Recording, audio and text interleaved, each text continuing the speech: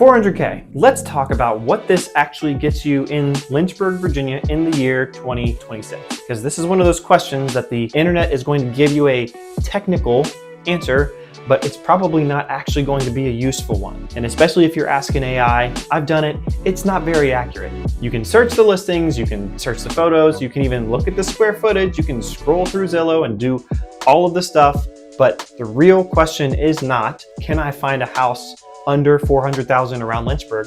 Well, duh, yes you can. The real question is, okay, what trade-offs will I make at this 400K price point depending on the area? And that is what we're gonna break down today. In quick disclaimer, before we get into this, inventory changes every week. I am not promising a certain house at a certain price or that a neighborhood will be available when you wanna look. If you want current live listings or you're looking to move reasonably soon, you can click the link in the description and we'll connect and I can set you up on a custom search. But today's video is more about patterns, what budgets actually mean in Lynchburg and its surrounding parts. The good news is, we'll start with that, the $400,000 price point actually puts you at a pretty good spot here in Lynchburg because overall here and its surrounding counties is still below the national average. Lynchburg's average home sale price, and even in its surrounding areas, is around the $275,000 to $300,000 mark. Obviously, there's homes at every price, but the national average is higher than that, and even other cities of its stature, as in other cities that have similar conveniences, like maybe a Charlottesville or a Richmond, are still going to be quite higher in price by average as comparatively to here. So 400,000 actually gets you some reasonable things here in Lynchburg. Now, with that good news being said, this is not me saying, guess what? You can have everything that you want plus a moat at this price point. It doesn't work like that. This is where most people get tripped up because I find when people start creeping up above the 350 mark, they suddenly have this mentality like, well, I can get everything I want at this price point. And maybe you do. Maybe your expectations are lower and you can't actually get everything you want. But honestly, at 400,000, most buyers say the same thing. I want a great location and new construction and lots of space, multiple acres, and I want everything fully finished in exactly the way I want. And in Lynchburg and surrounding areas, you can probably get some of those things, maybe even most of them, but you're probably not going to get all of them the way that you're thinking. So let's start in Lynchburg, and then we're going to go clockwise. I don't know how you can see that. We're going to go around Lynchburg to see what does 400,000 get you in different parts. So let's start with Lynchburg City. In the city, 400,000 actually opens you up to a lot of interesting options.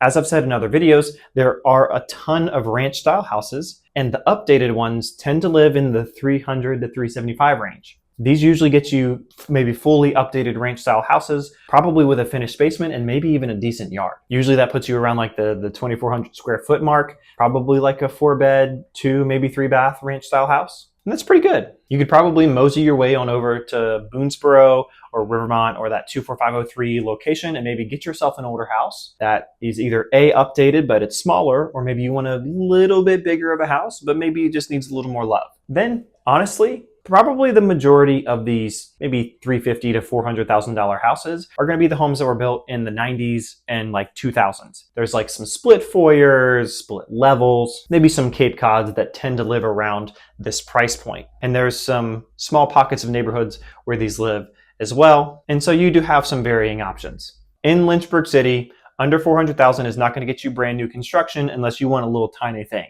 or maybe you just want a townhome. If you want new construction, you're definitely going to have to make some other compromises in regards to space specifically. Most of these townhomes don't have main level bedrooms. That's a good note. There's a couple that do, but usually they're at least 300,000, and that's just for the townhome. And obviously Lynchburg City, your advantage is location and convenience, period. But the trade-off is going to be age or space. The truth is, a lot of homes that people love here in Lynchburg were not built last Tuesday. They're probably going to have maybe some hardwood floors, big windows, maybe older brick, maybe a decent yard, but it's actually going to have some personality, but that's probably going to come with some older systems. But again, it is literally a house by house case because everything is so diverse, specifically in Lynchburg City. It's going to be a matter of, we'll figure out what you want specifically and figure out what trade-offs go where. So when you're shopping 400,000 in the city, don't just say, oh, that's pretty. It comes down to how much space you need and how we can actually match how updated you want your home to be with the other conveniences you want. And big note, under 400,000, you're not getting any acreage in Lynchburg City. It's just not going to happen. You got to go up in price point until you get that. Now let's move west. I don't know if this is mirrored. So Forest, which I made a whole other video about, you can go check that out. But this often attracts buyers, looking for newer homes, maybe newer subdivisions, Bedford County taxes, schools, that kind of stuff. And you're going to hear some of those names like Farmington and New London, but here's kind of the harsh reality when it comes to looking in Forest. A budget of under 400,000 really, really limits your options. There's not that many. You're probably not in new construction. At this point, you're likely in older homes that maybe even haven't been updated. Because of the desirability of Forest itself, you're just not going to get that much house. The majority of homes there are bigger. They have a little bit more space. They're going to be newer. And the point of entry is 450, even 550, 600 before you get into the Forest that you probably imagine, or when you look up homes online, the ones that they look like. However, this starts to change if you just go outside of the main aspects of Forest and maybe further into Bedford County itself, because you will start getting more options because now there's a little bit more land, especially as you push closer towards Bedford. Now, the hard part here is there's not really neighborhoods as you go further out. And so these have usually a good bit of acreage, but with acreage comes price. So it's pretty tough. The point of entry is probably still that 450 mark, but every once in a while something pops up. But when it does, everybody's looking for that. So you just got to know that that's going to be your competition if that's what you want. All right, now we're going to move south. We're headed to Campbell County. So when you look towards Rustburg, Evington, Alta Vista, Hurt, and other parts of this Campbell County edge, 400,000 can stretch a little bit differently, but not all parts of Campbell County are the same. As you probably are aware, the further outside of convenience you go, the more house you can get for less. So the closer to Lynchburg you are, you're just going to get less house. And this is actually true for Evington and Rustburg specifically. The only way you're probably getting in under 400 is with a townhome. Every once in a while, you might find one of those ranch style houses that's out there in the Campbell County, and maybe it has like half an acre to an acre, but it's probably going to need some loving, and it kind of just depends. A lot of the homes in Rustburg and Evington were kind of built late 80s into the 2000s, so that 400,000 price point, it might get you some of those, mid to 2000s, maybe Cape Cod style houses, but they might not have the space, land, or house-wise because of the desirability and proximity to Lynchburg. But if you start pushing out yet again, outwards outside of Lynchburg, you're going to start getting more options. This is actually where you can start getting some reasonable amount of land, or maybe even a little bit bigger of a house, because you're moving outside of that convenience radius. The further outside of Lynchburg you go, the more that these areas have developed independently of Lynchburg itself. Lynchburg really developed in the 70s and 80s, in the kind of early 2000s, and then now kind of into the late 2010s and 2020s. When I see people trying to go to Campbell County, usually they're looking for both interior and exterior space for the price, but if you really want to get a lot of space, you kind of have to go further outside of the main veins that leave Lynchburg to get what you want at the price. So again, that comes with convenience. And if you have a remote job, then you're just living on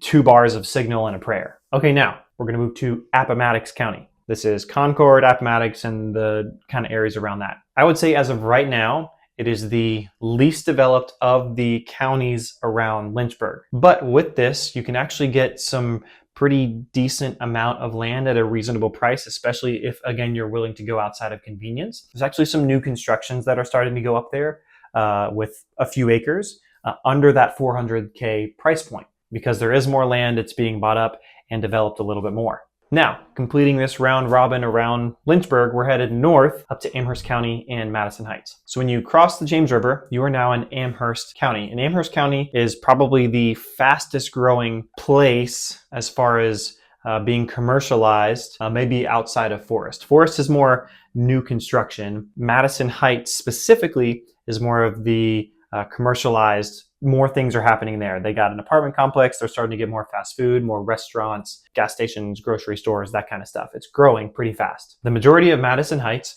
was developed in the 60s to 80s. So I'm going to give you one guess as to what kind of house probably popped up there around that time. I'll give you one hint. It's a salad dressing. It's a ranch style house. They are everywhere, literally everywhere in Madison Heights. I'd say it's probably 80% of the homes there. And of course, 400,000 is going to go a pretty long ways because most of these houses are probably 250 to 300, maybe 325 if it's all finished, all updated. There are some pockets of early 2000s homes, but they're pretty few and far between. There's really not a ton of new construction. I can really only think off the top of my head of maybe one or two new constructions that are in Madison Heights itself, or honestly, even in the surrounding areas. But yet again, you go further outside of Madison Heights, you go outside of convenience towards maybe Monroe or even way up to Gladstone or maybe around Amherst, you're probably going to find more space, especially as you go west out, kind of northwest. You're going to find a lot more space like towards Monroe, a lot more land, but these homes are kind of random. Some of them are big with lots of land and cost a lot of money. Some of them are a little more dilapidated because they're older. So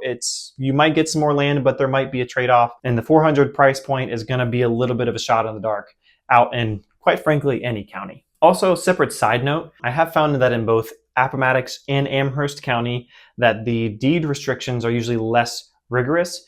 So you'll actually probably find some more modular homes, especially out towards Appomattox. People were, in relatively recent years, they were buying up land and putting those on there when the modular, wave kind of hit this area. You can often get a really good deal if you're really worried about space when it comes to buying a modular home on land.